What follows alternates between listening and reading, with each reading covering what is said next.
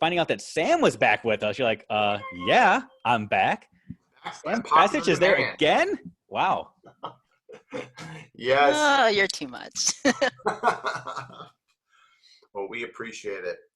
Yeah, it's looking good to see everybody, all the familiar faces. This is nice. So, and we're streaming live on Facebook too. So I believe under Dave's timeline, possibly mine as well. So very cool. So feel free to reach out to your friends and share that with them too this week. I'm really, Sam, I got to tell you, as people are still joining us right now, I got to tell you, I'm super excited about tonight's topic. It's one that we don't, K-12 we talk a lot about. I remember as a K-12 teacher and just doing my, as a pre-service teacher and teacher education. I mean, every day we always thought about, and the school district I was at is full inclusion. So we are always thinking about making learning accessible for all students. But, now that we're kind of away from the classroom a little bit, where we're seeing the folks, our students, I wonder if that's kind of slipping away from us a little bit because we're not like with them every day. I don't know. Yeah, I'm really excited about this topic too. I think it really shines a light on the need that we need to address learning abilities. We all learn in different ways, and that's such a beautiful thing. So we're going to talk about lots of different ways that we can engage students in learning, whether it be the why, the how, or the what.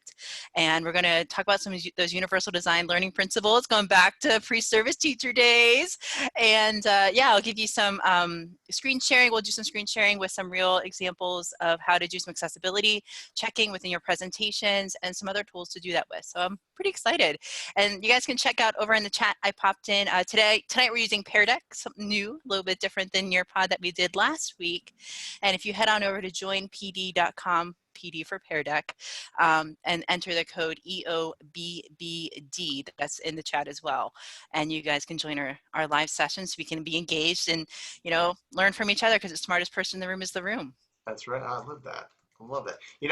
Another thing, we'll wait another 2-3 minutes to let everyone join here and get logged in. But while you're waiting, maybe another thing we could do, I'm thinking is if you have any questions or things you'd like to learn about tonight, maybe put that in the chat too, and maybe we can circle back at the end. That give Sam a chance to see that, kind of get an idea of where we're all thinking tonight. So if you don't mind taking a minute and pop in your question there, and we'll see if we get around to them later. So. And if it's okay, I'll just chime in because I know we have some people just joining us, or some people that are just listening to this on Facebook and are just now seeing it live. We've talked a lot the first 6 webinars. This is number 7 already, right? That's crazy. Yeah. The first 6 webinars just about how to get the ball rolling in this new remote learning environment.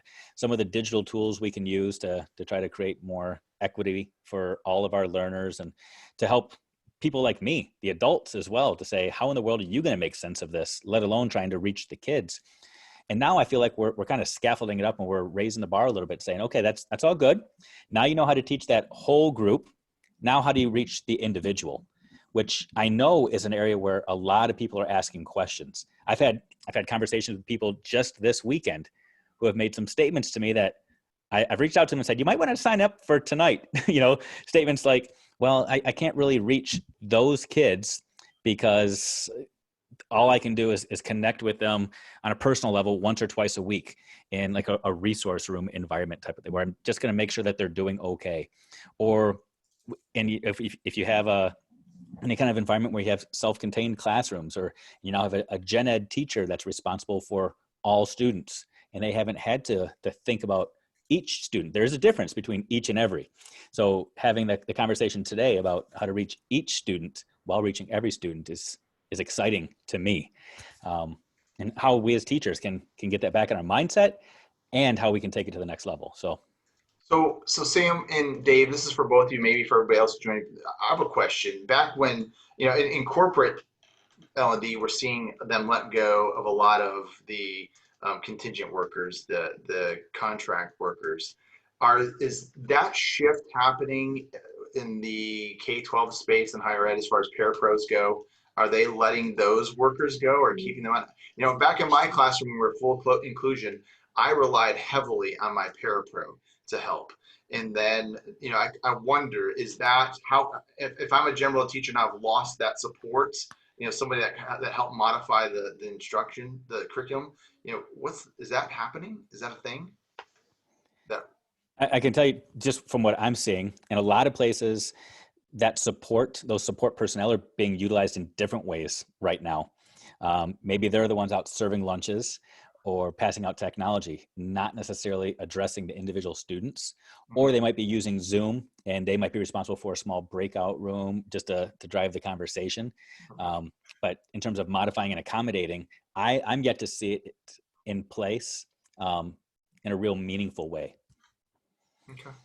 All right. In higher ed, at least at the college that I work at, I don't know if there are any paraprofessionals that work with our students, but I know that there are students that are that can work as tutors or do note taking or be in-class note takers, those types of things, and share those notes out as well with their peers. So I know that they're doing drop-in tutoring services for our students at our university with through Microsoft Teams. They can sign up and schedule a time to get tutored. And that's been really helpful for a couple of our students to still have that support system available to them. Okay, that's good to know. Good to hear. Well, thank you. Well, hey, let's go ahead. It is 8:06, and that was a great little pre-discussion. So Dave and I, let's go ahead and kick it off and then hand it off to Sam tonight and to get this thing going. So Dave, why don't you go ahead and introduce yourself and tell us why we're here tonight. Absolutely. So first of all, welcome all of you who this might be your first time, or we already connect through social media or real life. For those of you that I don't know, my name is Dave Schmitto. I am the Executive Director, Curriculum and Instruction at a district in Michigan. Right now, I am just trying to figure this all out just like the rest of us. Rich and Bethany and myself really connected on this whole idea 2 months ago now. I mean, it's been a while, right when the word was coming out that things were changing. And I said, I don't know what I'm going to do. Rich and Bethany, with some of their experience, said, well, let's try to offer some support. So really, it started off just as a conversation, me saying, help. And you said, let's record this and share it with others. And it's just kind of grown, which is so exciting. And I'm so grateful for you two and everybody you've brought on, like Sam. It's been incredible. Oh, this has been great to watch it grow. And I love that I see other teachers and educators around the world doing the same thing that we're all doing. And a little bit by little here and there, everyone's pitching in to make this move for everybody, help to make the transition smoother. But my name is Rich Moudry. I am involved. I'm the principal lead of digital learning at Chick-fil-A. So I'm helping Chick-fil-A transform their learning from a physical classroom into a virtual classroom. And I spent 10 years in the classroom as well, K-12, mostly fifth grade. And I made the shift to corporate about 6-7 years ago. And this is my lovely wife, Bethany. Hi, I'm Bethany, and I actually used to teach in the same district as Rich, and Dave was my principal. Small world there. And when we relocated to Georgia, I jumped into corporate learning, and I work with Salesforce now in our employee success department with our corporate learning and training. Now, before I hand it over to Sam, I just want to let everybody know, some of you might be in the corporate world that are joining us tonight. And I want to speak from the corporate trainer facilitator perspective. And I just want to share that, hey, if you're here tonight and that's the world you live in, you're in the right place. Because often in corporate L&D, we forget about the students that come to us with special needs, or they had additional support in college and in K-12, and they come into our world and we don't even plan for that typically. Right. So this is a great time for you tonight to kind of tap in, learn what folks are doing. Sam's going to share some great resources and that she's involved in, and so you're in the right spot. So just hang in there and just interpret whatever you hear to corporate, to adult learning. So Sam, it's all yours. Take us on the journey. Cool. All right, let's start our journey, friends. So we're going to head on over to Pear Deck. If you go to joinpd.com and enter the code EOBBD, that will bring you into our session for today. I'll be running the session through Pear Deck. It's just a different way to engage students in learning. What I love about Pear Deck is they have templates and slides ready to go for you. Some slides that you can use before your like at the beginning of the presentation, some ways to get students thinking about content, stuff that you can use during your presentation to engage students in learning, to take a temperature of the room, see how everybody's doing. And then lastly, to capture learning and see what students are taking away from that lesson, see what you need to teach or reteach, or if you can move forward into the next day's lesson. So I'm just going to share my screen here. Let's give me a moment to do so. That looks good. And I'll share that. And I'm just going to make this nice and big, and we'll do something like that. All right. So I have 5 people in. I'm not sure how many people we have in this session. Rich, do we have 10, 9, something like that? We have 12 of us total. Okay, and great. So, yeah. So I'm going to close out of this, but the session code will be in the top my right-hand side of the screen, way up there, and you guys can join at any time. There's some interaction and engagement pieces that I have embedded within our presentation for tonight. I have a couple slides to get through. I have some engagement throughout, so please feel free to chime in. If you have questions or comments, pop them in our Zoom chat and we can get to them there. Other than that, let's get rocking and rolling. So I'm going to take you back to, for some of us, maybe being an aspiring teacher was a while ago. I know for me it was. So we're going to talk a little bit about some universal design for learning pillars. There's 3 pillars. We're going to talk about those. We're going to talk about what they look like in the online space, how you can implement those 3 pieces of universal design for learning within the online space. I want to demo a few here using some Microsoft tools that I think will knock your teacher socks off, or your corporate trainer socks. Whatever socks you're wearing, I think they'll get knocked off. So I'm really excited. All right, so let's get rocking and rolling. So for our friends who have been here for a couple of sessions, you're like, yes, I'm in session 7. I got my tea or my adult beverage. I'm ready to rock and roll. I want you to share what are some things that you're remembering or things that you're implementing from the previous sessions 1 through 6. And if this is your first session, totally right. This is my first session, and that's awesome. And we're happy to have you here.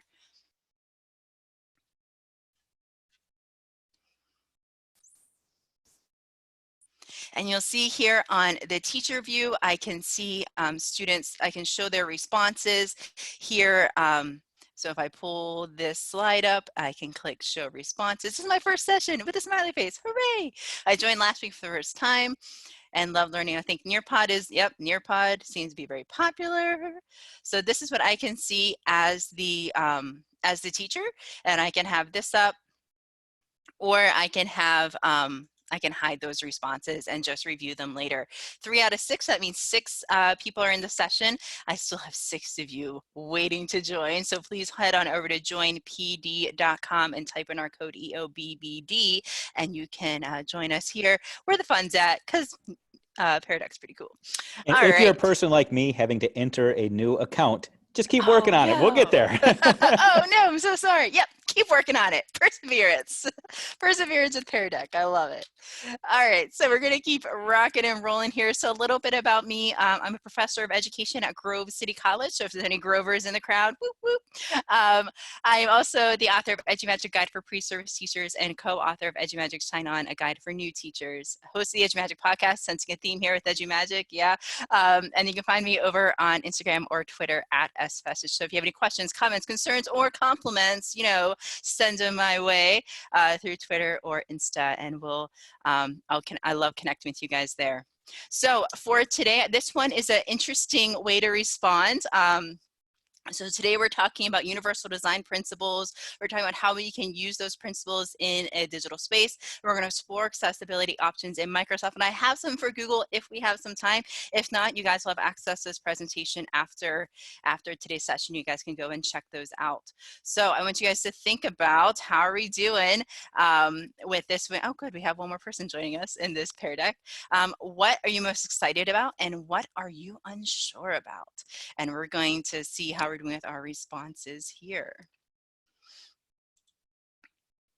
So on the teacher view, I can see what we're unsure about, what we're getting lots of question marks up here. Oh, good. So you can see in real time people moving their stuff, what we're excited about with the green happy face, what we are unsure about. Oh, lots of moving green happy faces on that one, all over the slide here. So that's kind of fun that you can track students' progress. And whenever I end our session, it will actually show me students' names alongside their responses. So I can go in and I'm going to check in here. So we're excited about these UDL principles, and we're unsure about how we're going to use them in online spaces, and we're kind of excited and unsure about how to use them within Microsoft tools. Oh, okay, yeah, we're awesome. This is fantastic.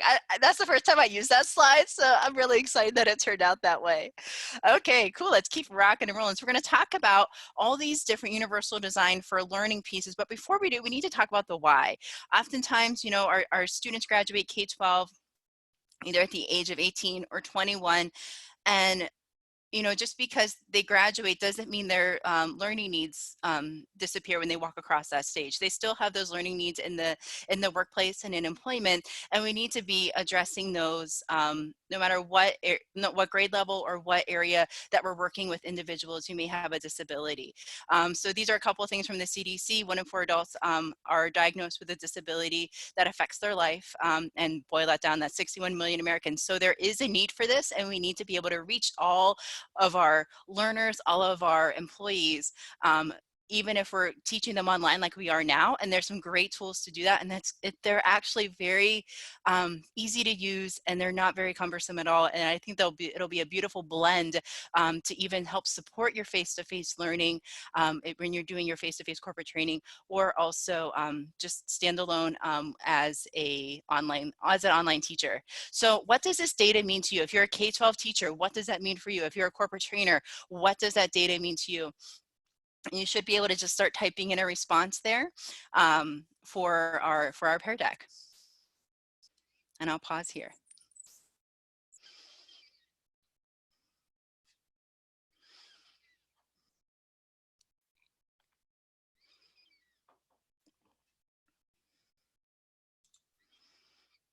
Keep learning. Oh, I love that one. That's fantastic. Yes, I always say learning doesn't stop when you cross that stage of graduation. It just is the beginning, and it truly is. We need to keep on top of best practices, up to date with the best ways to deliver content, whether it's face-to-face or online.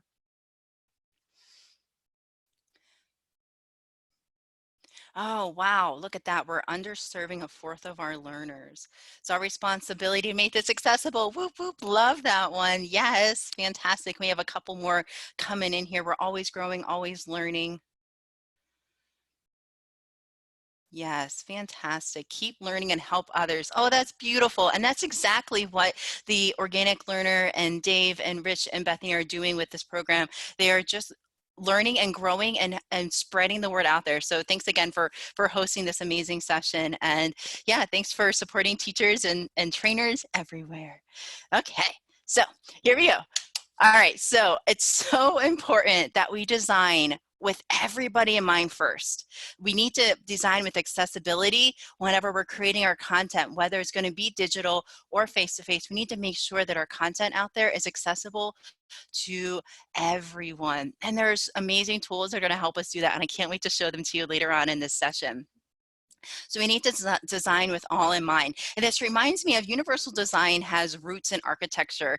And if you think back to How I Met Your Mother and, you know, Mosby, Ted Mosby, he was an architect, and he was always about designing this beautiful building. And if we think about that when we design our lessons, we need to start with a solid foundation, and that foundation needs to be designing for all in mind. So like I said, universal design for learning principles have roots in architecture and design and things like that. And if we think about curb cuts, you know how you're walking across the sidewalk and then there's like a cut down to the road, and you can like just easily just go down that curb cut. Sometimes there's like yellow bumpy things on there, and sometimes it just like has those straight lines. You know what I'm talking about? I don't know. I know what I'm talking about. Hopefully you guys have a picture of what I'm talking about there. But curb cuts, you know, they're made for people in wheelchairs. How many times do we use that? Like as a mom, I'm walking my daughter in a stroller, got to use those curb cuts because, you know, it's hard to pick up that stroller and plop it on the road and keep going. But when we design for all in mind, everyone can use these tools and make it accessible for everyone using the content. So we're going to start with universal design. What is it and why do we need to know about it? And let's jump right in here. We know that universal design has 3 of these main pillars: engagement, representation, action, and expression.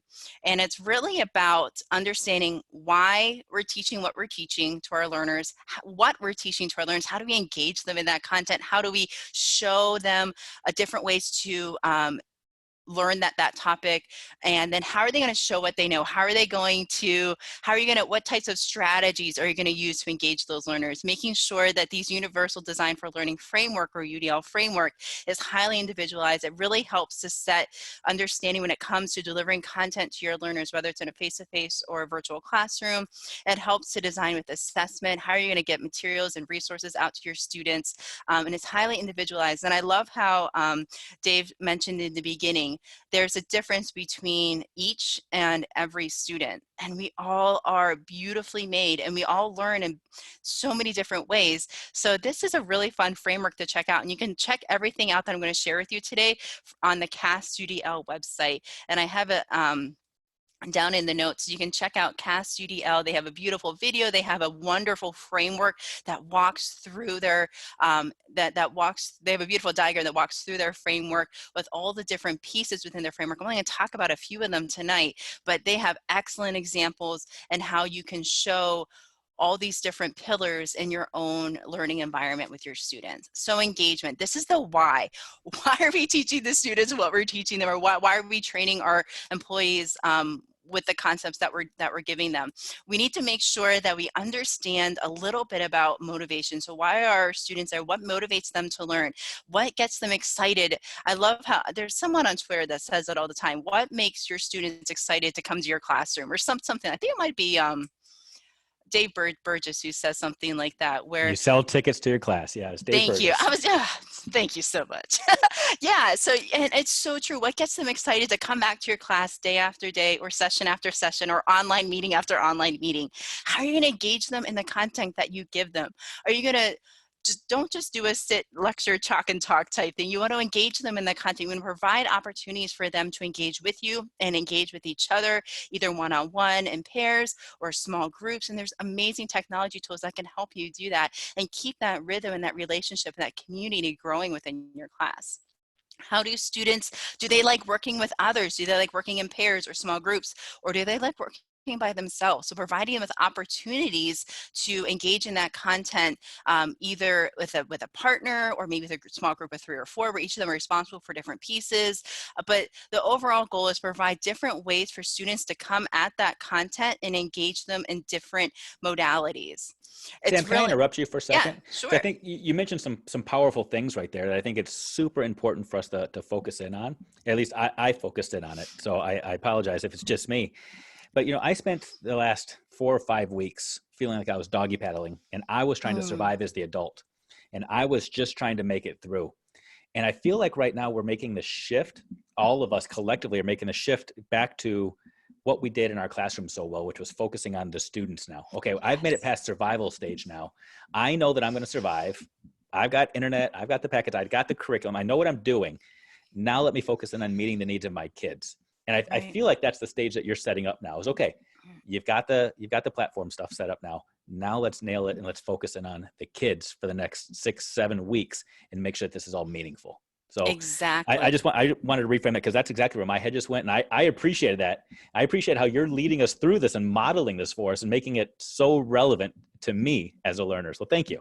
Oh, thank you. And thanks for chiming in with these great questions, these great comments. They're really thought-provoking. And I think it really helps for everyone to refocus, like you said, refocus on our students. That's why we're here. That's why we're doing everything that we're doing, whether we're getting up early and responding to emails and messages in Class Dojo, or if we're writing out individual notes for our students to send in the mail. We're always thinking about our students and what we're doing, what we're all doing the best that we can. And there's no perfect way to do this. And then nobody's doing it right or wrong. We're all doing the best that they can. Awesome sauce. Let's keep rolling. All right. So getting their interest. How are we going to get their buy-in to learn this topic? And I know some topics might be easier than others to get students' interest and buy-in, but some Some ideas to keep in mind, and I think this is really interesting, is there a way that you can relate the content to real world problem solving, real world critical thinking skills? Is there a place where students can set their own goal? So for example, in my college course, I kind of blew up the syllabus for the last couple of weeks in class. We had a couple of assignments that we were going to do. I'm like, nah, let's do this instead. So instead of having them do a couple of assignments, I'm having them go through Microsoft Innovative Educator certification and Google certification training for level 1, just going through the training. A lot of them are freshmen and sophomores, so by the time they graduate, the test would be expired. So I told them, you don't have to take the test, just go through the training. And okay, you guys, it has to be done by the end of the semester, but you guys plan how you're going to work through that. And this has really given them power to choose. For example, in Microsoft, there's so many courses and learning paths that they can dive into. So I've had students look at, what are some great ways for me to present content? What are some ways teams are being used in K-12 learning? Some other students are looking at STEM, and they have different STEM level courses within Microsoft. There's amazing learning tools. And, you know, I was only going to give them this one narrow path, but now I've opened it up, and they're finding stuff that's driving their passion and excitement for learning all over again. So providing them with choice and autonomy has been such a powerful tool. And when I call and check in on them one-on-one last week, they're like, oh, I got this done, and I explored this, and I learned about that, and I did all these things. I'm like, this is amazing. So it was super exciting for me as a teacher to see the excitement on their face and the pride that they took in choosing what path they wanted to explore. And this was a great way for me to model risk taking. Like, guys, never done this before in this class, but you know what? We're going to do it together, and we're going to see how it goes. And I think it'll be great, but I don't know. We'll find out. And it went really well. And so I think it's great for, as the teacher, to give your students space to choose some paths that they want to explore, have them set their own goals and check-in points and progress marking, and then have them try something new. You never know until you try something new. My daughter last night, she claimed she did not like chicken fajitas, but when she tried it, she's like, oh, I love it. I'm like, I told you you would like it. So you never know until you try something new. Yeah, so we talked about having learners choose their own path and explore it. If something's working out, keep going with it. If it's not, we can dial back and we can find another path to get to that goal. And it's all about connecting what they're learning about with stuff that they've already done. So for example, in that class, we're connecting it back to those ISTE standards for teachers and for students. We're connecting it back to the 4 C's. What you're learning about in your certification courses, linking back to best practices when it comes to instructional technology. And what I love about especially the technology courses, making coursework meaningful for students. We just don't want to give them busy work so they can check off their boxes or cross off their list. We want it to be something that they're meaningfully engaged in, so they can continue that learning and problem solving and growing throughout not only their college career, but throughout their adulthood. And I think it's just a phenomenal way to keep students engaged by providing with meaningful, valuable work that's going to help propel them in the future. All right, so some ways to continue engaging students. Can I admit this person into the waiting room? Okay, thank you. Some ways to sustain engagement would be collaboration. I have my students, I tell them all the time, guys, take collaborative notes, because you never know what you might miss. So take collaborative notes. The smartest person in the room is the room, and we can all grow and learn together. We know a lot about teachers doing mastery learning or mastery teaching. You have you work on a project until you just get better and better and better at it. And if you mess up, that's okay. We're going to go back and we're going to work through it together.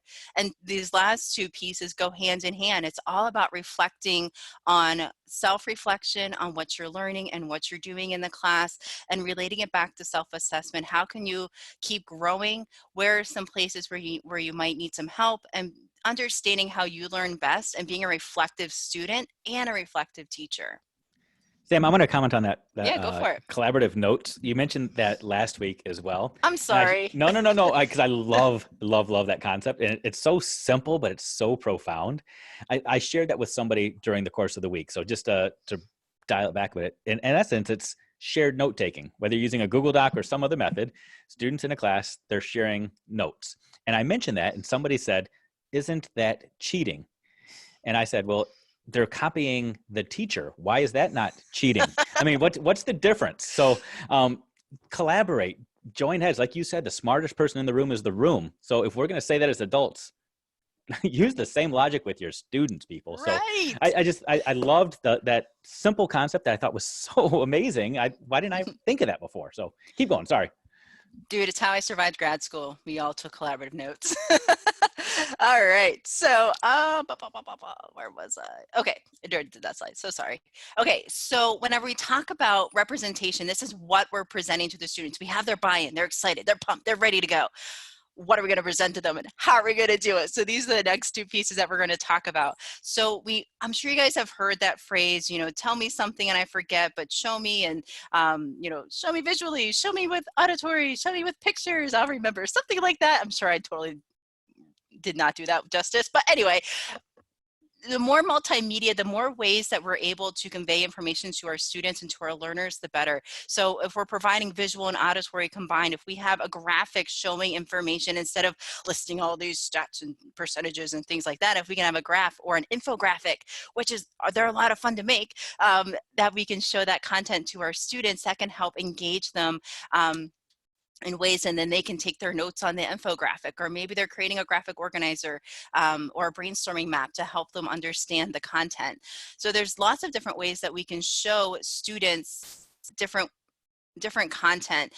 So multimedia, through the video, through images, through graphics, through diagrams, through infographics, and understanding across languages. And there's a really cool tool I'm going to show you later on tonight through PowerPoint that you can do live translation right within the tool, which is fantastic. So I'm really excited to show that to you. And we know that we can use different symbols to show different information as well, in conjunction with our verbal cues and what we're writing on the board, and just providing that content in a variety of methods, because you never know what's going to stick with each learner. I know if I'm listening to a podcast in the car, whenever I commuted like 2 months ago, I'll remember what is said when I get back in the car. Maybe I rewind a little bit, like, oh, I was passing McDonald's when this person said that. It's really weird how you remember things, what people say, and it makes that connection. It's also really important, especially for our students with special needs, that they're able to generalize skills from context to context. So, and connecting to that background information, connecting to what they've already learned and building upon that. So I tried to model that a little bit at the beginning of this session, where I said, what do you remember from the previous sessions? And hopefully we can build upon some of that content that we already learned about and help support that learning and growing. And generalizing those skills, being able to take one skill and put it into all sorts of different contexts throughout the learner's experience. That's another great way to have students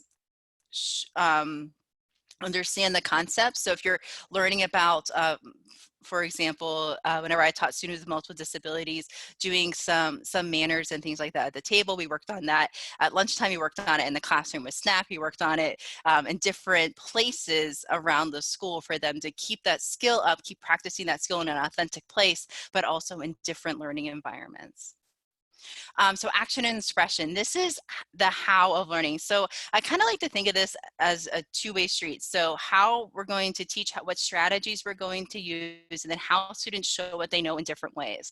Oh my gosh, you guys, there are so many ways students can show what they know besides writing on a test and writing a paper.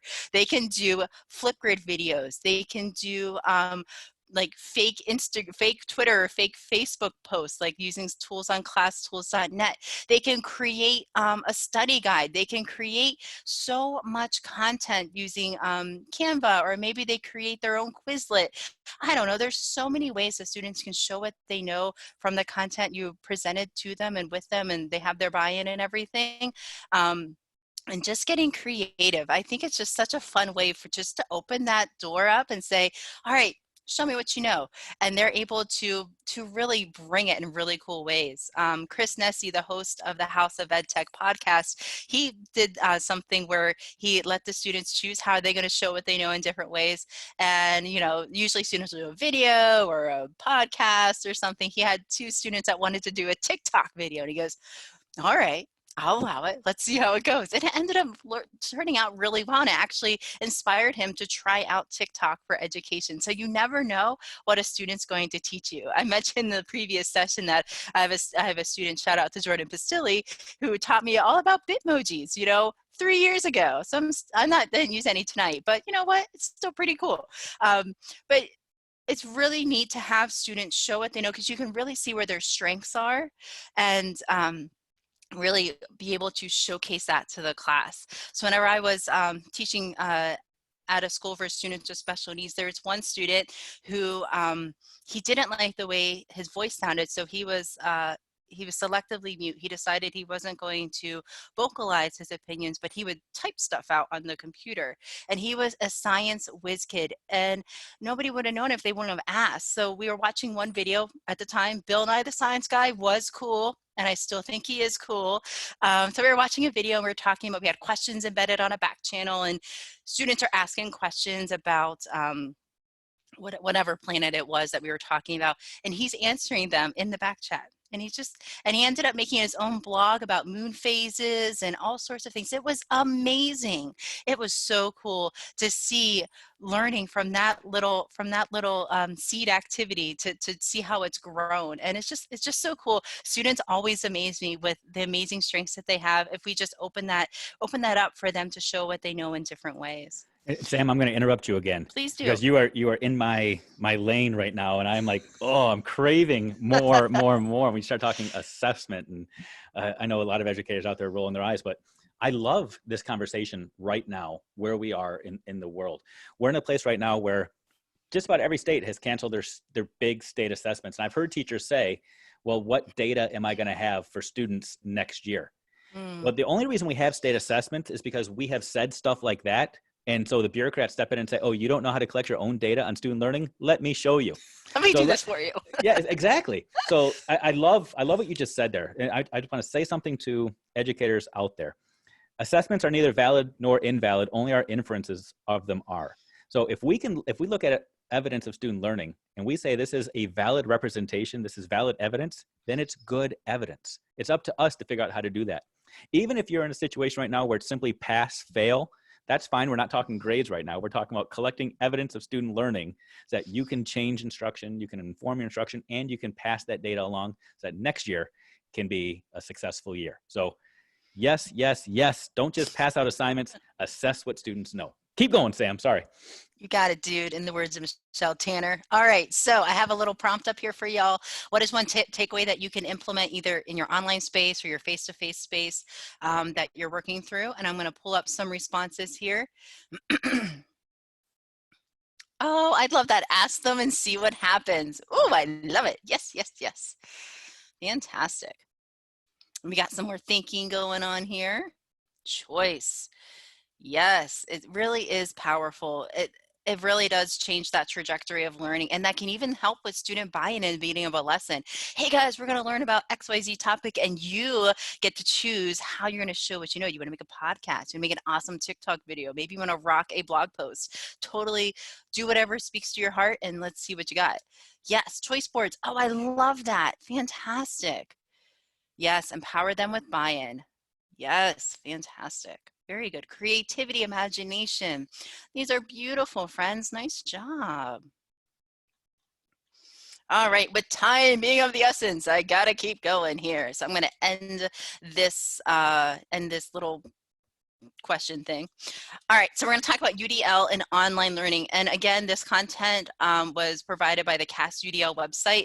They have a whole training tutorial that you can take all about making sure your syllabus is UDL aligned, making sure your class or your course is designed with UDL in mind. And they have fantastic resources. They also have stuff about open ed resources. So I'll drop in the chat after today's session the CAST UDL website if you haven't already heard of it. So some guiding principles when it comes to online learning. We know that chalk and talking for 50 minutes, not the best way to present content to students. We want to make sure if we're using videos, if we're creating our own, that they're short, that there's captions enabled, and there's tools that can do that for you. I know YouTube does that. Microsoft Stream does that as well. You can provide transcripts, and there's an amazing little tool up here called O-Transcribe. I'm excited to try it out as a podcaster because it'll take your file and make it a transcript for you. You can post the video in multiple places. So sometimes I have students in my class like, where did you post that video again? I can't remember. Oh yeah. So I try to post it in our weekly session. I try to post it in our weekly channel. I'll post it in our files. And sometimes if they miss class, I'll just send them the link directly so they can find it there. I'll also have links to all the presentations that we talked about in class. And it's also really important, whether you have a video clip or an audio clip, if you're having students like go work through a document where it's like, okay, watch this video and then do this activity, that you have some context behind why they're watching that video or why they're listening to that audio clip. So maybe, okay, so you're going to be watching a video about universal design for learning. Think through the 3 pillars of UDL and how you can use that in your future classroom. And then they can write their little response about that. So just an example of how you want to set the scene, and you want to do that for audio and for video. You want to set the scene, why they're doing it, provide them with that short clip of content, and then have them do something with it. Again, same with the video piece. You want to make sure you have a transcript available so a screen reader can go through and read through that, post it across multiple places in your class. Make sure the quality, if you're making your own video or you're making your own audio, that the quality is pretty good. Sometimes internal mics are okay for that. I recommend getting a headset. There's some cheapies over on Amazon. I got this one for like, I think it's like 25 bucks. And it just, really enhances that sound quality. What I also like, whenever you have audio clips for students, that means that they can listen to it on the go. So maybe they have an MP3 that they're listening to, or if you have a podcast, I know that there's professors out there that have podcasts for their content. Students are able to listen to it while they pop a load of laundry in or whatever they're doing, and they can fast forward, they can pause, they can go back and rewind, they can listen to it over and over again, helping them to retain that content. And if you can pair it with an image or a PDF or content, so they can be taking notes. I know with my podcast, I try to do that where I have a little PDF of content that goes along with the auditory piece that I provided to the listener. When it comes to pictures and diagrams and GIFs or GIFs, I don't know how people say it. I'm going to go with GIFs because it reminds me of Christmas time. Again, you want to provide that context for the content. So what are they looking for in this picture? What should they be noticing? What should they be wondering? What is there a diagram? Notice the trends in the graph or something like that. So make sure that you're providing context. That alt text is super important, friends. That's what helps a screen reader understand what's in that image. So providing that alt text, even on websites, can really help an individual who's using a screen reader access that content. And making sure. Can you explain what that is, Sam? I'm sorry. The alt text. What does that mean? Yeah, I think it stands for alternative text. So it gives you a description of what's in the picture.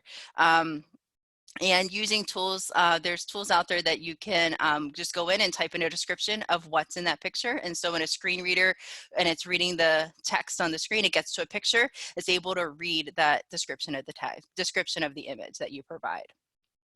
Cool.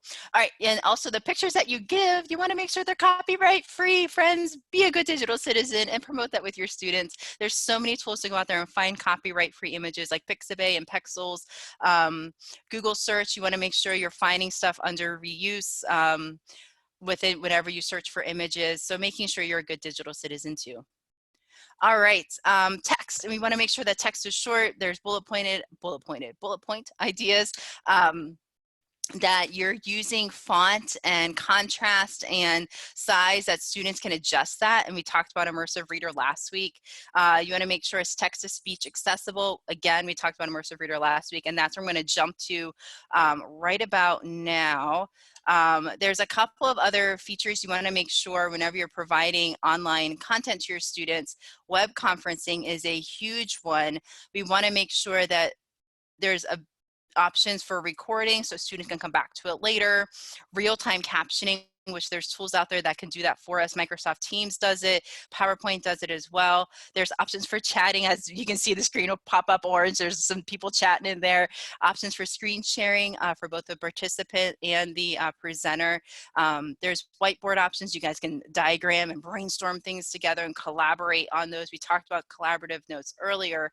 Making annotations on the screen, webcam accessibility, obviously. And if you can pull out into breakout rooms for small group discussion, discussion, either in pairs or groups of 3 or 4. All right, so I'm going to demo a couple of tools for y'all. I'm going to start with OneNote. And like I said, you'll have access to this presentation afterwards, and it goes through all the tools that I'll talk about today. So within OneNote, it's kind of like if you remember like those old school trapper keepers, mine had a beautiful rainbow, maybe a puppy on it or something like that. This is what OneNote is. It takes that awesome trapper keeper that you had and it turns it into a digital notebook. What I love about this, okay, so I totally lose papers all the time. I can just take pictures of stuff on my phone and save it to my OneNote, bada bing, bada boom. I don't lose a thing. So I can save images in here. I can pop in links. I can pull in text, videos. I can have a to-do list and check stuff off. Oh my gosh, I'm a huge checker offer. I love checking stuff off, and I can put that right into my OneNote here. I can even have a summary. So if my students are taking notes within OneNote, I can have it create a summary page of everything that I tag. So if I'm having my students use OneNote to take notes for their class, and I want them to make sure that they mark these things as important, I can tag things as important. And then if they know that there's a midterm or a final coming up, they can create a summary page that has all the things that I marked as important on just one page itself. So that's pretty cool. I can have it do I can have, here we go, there we go. Let's have it do by section, and I'm going to have it refresh the results. Oops. And I'm going to create, I've done this a couple of times, so it's going to pull a lot of stuff. So it's going to pull everything I starred ever right into a summary page. So I have that, and I can use that as a study guide. Let me go back up to here. And I also love within OneNote, I can do dictation. I can be speaking my notes or things that I'm learning about in my class. You know, after class, obviously, I can be using dictation or do speech to text right within here. I can also do audio recording and video recording, and it saves it right within to my OneNote. What I love about the audio recording, and please ask your teacher first before you start recording audio or video, make sure you ask first, is that you can, it's a little encoder that you just enable on the video, on the audio recording. And as you're typing out your notes and your professor or teacher says, oh, something really important happened in 1776, but you just can't remember what it could possibly be, you can actually type in the term 1776 and it'll search through the audio and it'll search through where your notes were on the screen. And so that, and it'll pull it right up. It's so amazing. Another really cool feature, which I wish I had whenever I was teaching, is it's really simple, but I think it's a really powerful tool, is the page templates. Now, if you're like me, and there's tons of page templates for like to-do lists and things like that, and you can change all these things here. But what I like about this, I can go in as a student, I can just focus in on taking a couple of notes from the class. What's the main topic for today? Were there any announcements? Were there any due dates changed or anything like that? What homework do I have? I can type that in right here. I can easily find it too afterwards. And then after class, I love this space. It's so structured for me to take notes. It helps keep me organized. I can go in, okay, what are some pieces that I learned about that I want to, you know, explore more, or what are some things that maybe I still have some questions on, and I can write those right within here, and I can share this page with my teacher. I can share it with my classmates as well. So I love that there's options here for different ways to take those notes. I think that's just, I think it's just brilliant. We talked about learning tools last week, and we have the immersive reader piece. So I'm just going to go on up here, and we talked about this where immersive reader will go through, it'll pull in, I have my text preferences. I can increase the font size and decrease it. I have my line spacing options. I can change my fonts, change my contrast for some of our students having a dark background with white font, or vice versa, or even yellow and black can really help them out with accessing their material.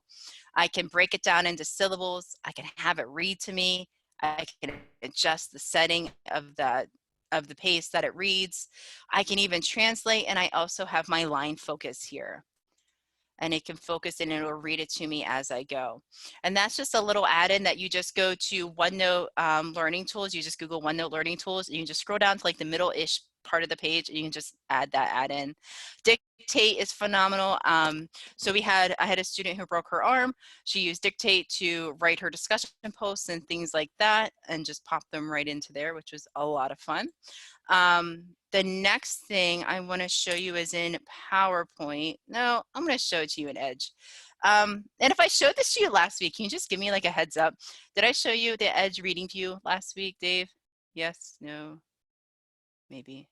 Nope. Okay. I don't think so. All right, cool beans. And if you did, do it again, because right. everything you share is just mind-blowing. So keep going. Oh, yay, cool. All right, so with Microsoft Edge, it's not your grandma's Microsoft Internet Explorer. I promise you that. Microsoft Edge has really come up with some fantastic accessibility features. One of them being the reading mode. So if I go to one of my favorite places to read educational things, Edutopia, I've just picked this this article here, how teachers can support project-based learning at home. There's a reading view, which is automatically on every Edge browser. I can click on it, and it looks like Immersive Reader. So it breaks it down, it pulls in the content. I can scroll through it just like I would a book or something like that. I can have it read aloud. I can enable my learning tools. So here I can take away my line spacing or not. I can have my reading preferences. So there we go. I have my line focus. So if you're having students access content at home, Edge might be a really great way for them to access those pieces of content. I can have it read aloud. And I don't think you guys can hear that, and that's okay. And then I have my text option, so I can increase the font. I can, if sepia is my jam, I can rock that sepia. And yeah, so that's Edge, and I really like their reading feature. They also have some options within the ellipses, so you can just read the page aloud here, and then you can also add notes, which I really like. So if I want to add some notes to my page here, hi. I can have that. I can highlight things on my screen, and then I can just add some comments, and I can send it right to OneNote, and I can share this. I can also share my web notes as well. I'm not going to save those changes because those were not great. So that's Edge, and they have those accessibility features built right in. And then the other one I want to show you is right within PowerPoint. What I like about, like I said, they have great resources. Oh no, PowerPoint doesn't look like you're coming up for me. Oh, fantastic. Oh, let's see here. I don't know if it's gonna let me open up the same presentation. Oh, okay, I didn't. Well, that's good. All right, so within PowerPoint, you can have accessibility checker. So if I go to, and if you can't see my screen, totally let me know, because I know my computer is like, what are you doing? So many things up. So under review, I have a check accessibility, and it's gonna go in. It's like, hey, Sam, you forgot to add alt text here. And I can just click on here and I can add it right within there. Oh, I'm missing a slide title for all these slides. I should probably go back and add that. So whenever a screen reader is going back through it, I can have it. There's options here for hard to read text, and make sure your clarity is right. I'm gonna close out of PowerPoint because it was totally like freaking me out there. But so the check accessibility option within PowerPoint's there. You also have some other options within PowerPoint to make sure your content is accessible for your students. You have Dictate within there, so that can help guide you along the way when it comes to creating accessible content. All right, friends, it's 8:52. What questions do we have? Sam, I gotta say, for the last 10 years or so, I've been on the Google train. You know, I was all about Microsoft and everything, and then 10 years ago, it seemed like education flipped to Google. Yeah. And I've had the blinders on, and I did not realize this other world existed. So how do we balance both of, I mean, how do we balance Microsoft and Google and all these platforms? You know, I'm thinking about my own kids who have Chromebooks at home. And I'm looking at all this stuff saying, man, is this accessible to them? Is it possible to balance all these worlds? I think you just find what works best for you and your students. And our school is a Microsoft school, but there are some times where we'll use some Google stuff. It just depends on what you're using and what you're teaching your students. I don't think there should be an either or. I think it should be a blend of the two.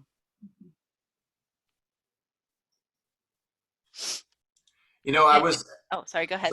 I was just going to say, I wonder how many parents know. As we were talking about this just now, I leaned to Bethany and said, "Man, parents, we should have invited parents to be part of this." Like, there's so many good tools because, in a way, aren't parents kind of our parapros in a way right now? That if I was a general ed teacher, they're stepping into those roles for us. So I was, thinking how great it would be to make sure we're sharing this out with our parents and our friends on Facebook that are parents of students that would need something like this. They're at home. You hear them. They see the post on Facebook, and they're sharing their frustrations. And man, it would have been really cool to have them hear this tonight. So, how are we getting that message out? I guess is my comment. Well, Facebook Live, right? That's one place. Yes. Oh, yeah. I mean, I think it's just a matter of putting out quality content and just tagging the people that are working with students, no matter if they have a disability or not. Hey, this might be able to help your learner, and just, giving them maybe a little link to something that might lead to something more. So I think it's just a matter of just keep putting stuff out there. You never know who's going to find it. Anybody else have questions for Sam? You got her. She is our expert right now in this area. So if you have any questions, please just unmute yourself and ask.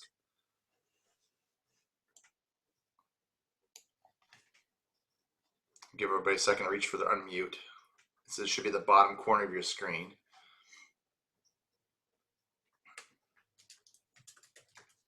Hey, Mark, go ahead. thank you so very much for the information. So I'm in the same situation that Dave was talking about. We are all Google now. We had been Microsoft, but then we went completely one-to-one with Chromebooks. Can you think of anything off the top of your head? Because we can't even access anything Microsoft-based at school at all. Everything's been taken off. Can you think of anything equivalent to the immersive reader by chance?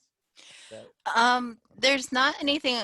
There's bits and pieces within Chromebooks. So I pulled it up on the presentation on the Pear Deck. There are some stuff for Google at the end of the presentation. So Chromebooks have their high contrast themes that you can use. They have magnification, highlight, and then they have Chromebox, which is their text-to-speech reader. But it's not as good as Immersive Reader. I'm sorry, but I know Immersive Reader is. You can use it across platform, and they have a beautiful table up on their site that shows where you can use their tools. So you might want to check that out. And I can also direct message that to you if you want to private message me that. I can send that your way. Yeah, that would be great. Because after last week, I played around with Immersive Reader a little bit here at home, and I love it. It's an awesome tool. Enough that I kept telling our technology director, we need to rethink a few things. It really is phenomenal. So there's a couple of extensions I'm seeing here. Let me send it your way. Thank you. I appreciate it. Yeah, no problem. Well, what I'm excited about is I know right now we're looking at the here and now, these next 2 months, and how do we give our students the tools they need right now when they're at home.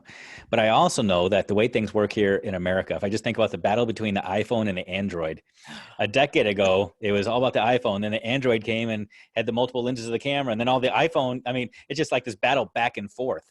And when one platform has something that's as amazing as what we're seeing tonight, you can guarantee the other platforms are going to jump in line soon as well.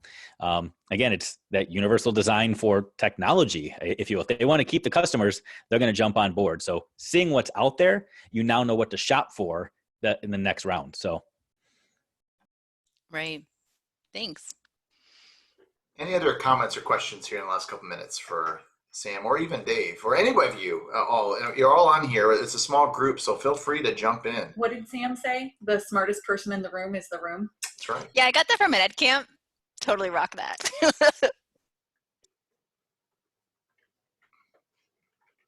I don't know. I think I'm just excited. So, oh, sorry. No worries, Mariah. My mother-in-law was like, "What are you talking about?" I'm like, "I'm not talking to you." Control, Ma. I'm with other people right now. Love it. So I'm actually in my senior year. So I'm like in the process of like trying to figure out like where I'm gonna apply for jobs and like all that stuff. And it's just really cool to see this because one opportunity I may have is working specifically in a special ed school. And so like knowing those opportunities to like use these possibly like even next year. It's just wanted to say thank you because it makes me even more like, as you're talking, I'm like brainstorming, like if I do end up getting that job, like how would I implement it? So. Right, you want to move to Michigan by any chance? Just throwing No. that out there. Okay. Okay. Don't ask if you don't want the answer. Got it. I mean, Well, Mariah, thanks so much for coming. I technically have an uncle and like out there, but no, I'm not interested in that. Sorry. Great.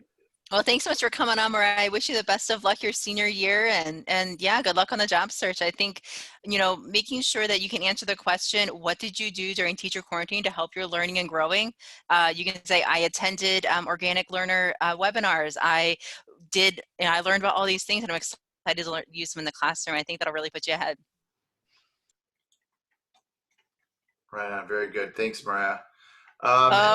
Deb Armstrong, can you share about Microsoft Translator? I know you know. Come on, Deb. The floor is yours. Somebody tell me, because I don't know. All right. Well, Ed, Sam and I have known each other for a while now, and she shared about the Microsoft Translator. I don't know if it's still free. Is it still free, Sam? Oh, that's awesome. All right. Yes. It does real-time translation, two-way translation, which is phenomenal when you're using a cell phone or the pad and whatnot. It's wonderful. And then you didn't show them with PowerPoint. You can actually use the translator with your PowerPoints also. Wow. Yes, can I show them now? Sure. I know we're totally over time. Okay, cool. Yay. All right, so I'm going to end this session on Pear Deck. And then let me open up PowerPoint. Hopefully my computer doesn't go all wonky weird. That was totally weird. Was it like blinking on your screen? It was blinking on my screen. It was No, we're good here. While you're pulling that up, I will say this would have been an amazing tool. Back, I taught 5th grade one year, and we had a student from Portugal. And fortunately, they put her in class with her cousin. So her cousin helped a lot with translation, and we had Google Translate. But I've seen this in action, and it's awesome. I know.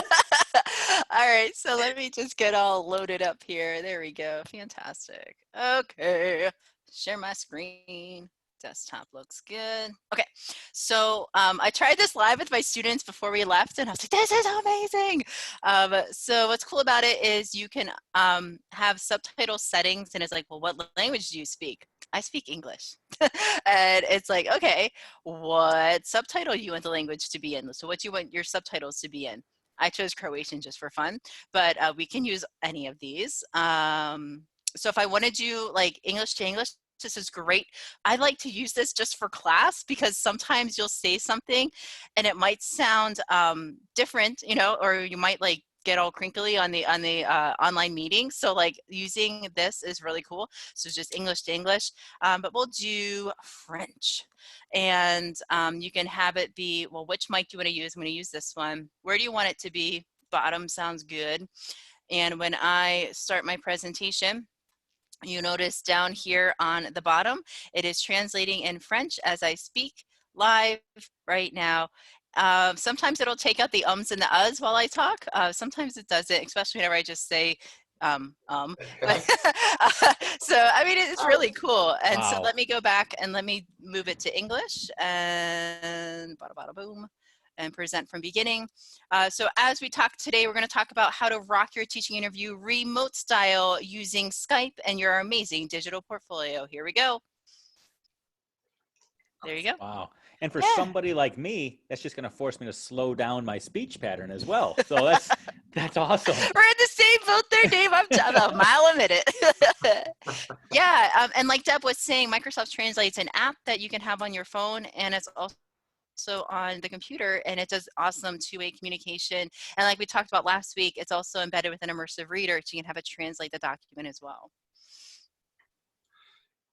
Stop sharing. There we go. Awesome. That is a great tool, even for corporate. I mean, corporate folks, we like to spend thousands and thousands of dollars to throw to vendors and other people to make this stuff for us. And you just do it right there. Yeah. You can throw us the thousands and thousands of dollars. It's ridiculous. It really is. It's amazing. And then Microsoft Teams also does live translation within their LMS as well. So that's a fantastic tool that you can have available to your students. So it's awesome for accessibility for live classes. Great. Well, thank you, Sam. Thank you. It is 9:04, about to be 9:05. We got a Past my bedtime. little bonus material tonight, right? So thank you all for joining us this week. Next week, we are going to be moving on to another topic. Actually, we're going to talk about that a little bit tonight after the call. Please feel free to join us next week for another session of becoming a virtual teacher. And please share it with your friends as well. The more the merrier. We're just doing this for free. Sharing all the experience we can, bringing experts like Sam in to share their information with us as well. So thank you so much for joining us. And thank you for Sam for joining us tonight. Bravo, another great job. Yay. Thank you. All right, everybody. Dave, any parting words? Sorry, I had to unmute myself. My jaw was like just that translate thing. Even the English to English is just, it's wow. So I just want, Sam, you are stinking freaking amazing. You are I'm so not stinking, but I feel like I'm pretty cool. it's so good. I mean, there are thousands of these resources and tools out there. You just make them all seem so manageable and tangible and attainable to me. They are. And you give me confidence that tomorrow's going to be okay. So thank you for that. It's amazing. Thank you. All right. That's a wrap, everybody. See y'all. Have a great night. We'll see you hopefully next week. Thank you. You guys have a great night. Thanks, Mark.